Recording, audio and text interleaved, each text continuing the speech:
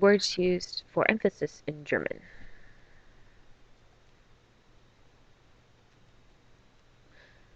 These words can't necessarily be translated in English.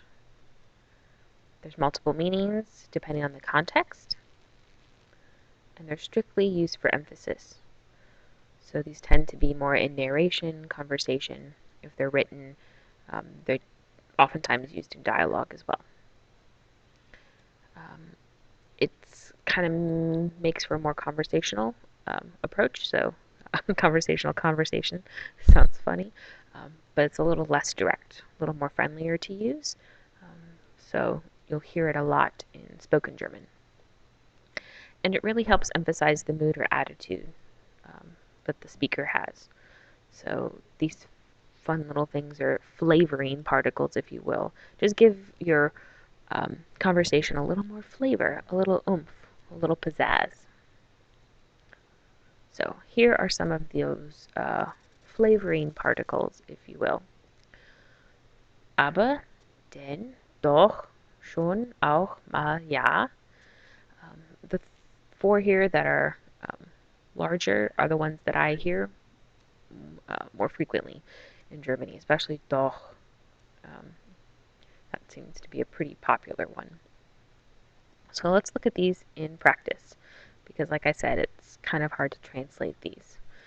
You could say aber meaning but and ja meaning yes, but that doesn't quite mean the same thing when we're using it as a flavoring particle.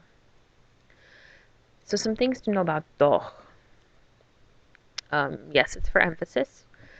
So when we're utilizing it, we could say like, du hast doch meinen Brief geschickt, right?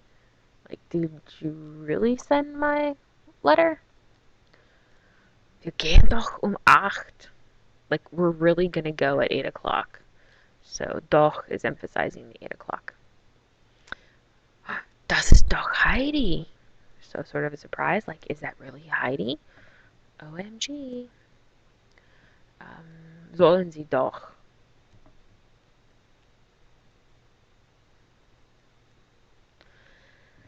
You can also use it as a response. So, hast du dein Buch?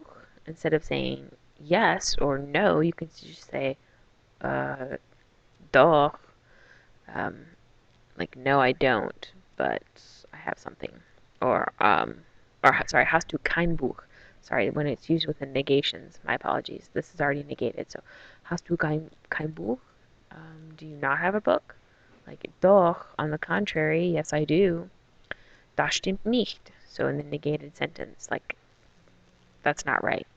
You say doch, like, on the contrary, yes, that is right.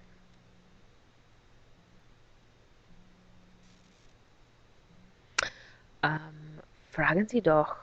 So, why don't you ask? So we can use it with an imperative statement as well. Fragen Sie doch, meaning like, why don't you ask? And then, sie hat das doch gefragt. Like, after all, she asked that. Total is another one. It's not used a lot, but it's kind of more of one used with the youth. So it means like totally. You'll hear it used a lot in conjunction with adjectives. So, diese Bluse ist total preiswert. Like, this blouse is totally cheap. Überhaupt. You often see this with nicht, überhaupt nicht. And it means generally the case. It's like definitely there's nothing else. So it's finality, like absolutely not. So, as exclamation here, überhaupt nicht, Frau Braun, like absolutely not, Frau Braun. Hans ist überhaupt nicht nett. He is absolutely not nice. So once again, we're seeing it with überhaupt nicht. Willst du überhaupt kaufen? Will you absolutely buy whatever? Sorry, do you want to absolutely buy? Willst du?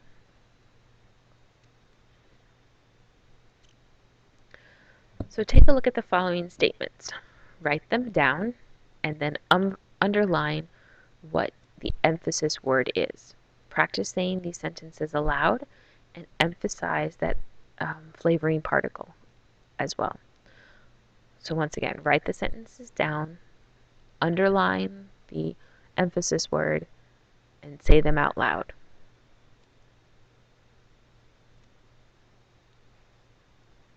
Aber ja, das hat aber geschmeckt.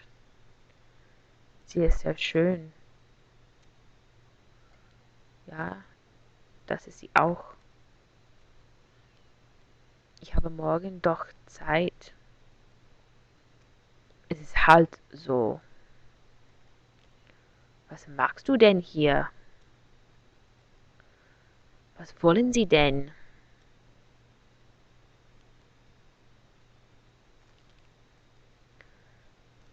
Gehen Sie schon? Was ist denn los? Kommen Sie doch mit. Du weißt ja, wir wohnen in Berlin. Du bist aber klug. Sie wissen ja, wie das ist. Könntest du, könntest du mir mal helfen? Kommt nur nicht zu spät. Schon gut. Vielen Dank.